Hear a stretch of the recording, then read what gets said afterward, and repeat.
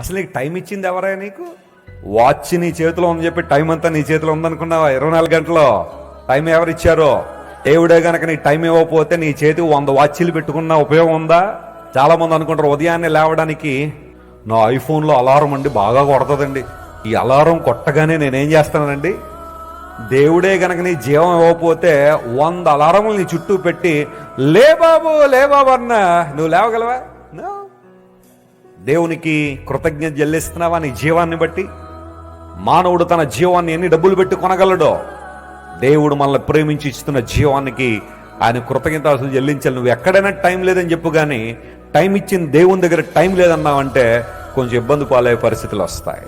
సమయం లేదనొద్దు, redeem your time. దేవుని కొరకు నీ సమయాన్ని రిడీమ్ చేయాలని బైబిల్ సెలవిస్తా ఉంది. జీవ గ్రంథంలో మీ పేర్లు రాయబడ్డాయి కాబట్టి మీరు ఆనందించండి.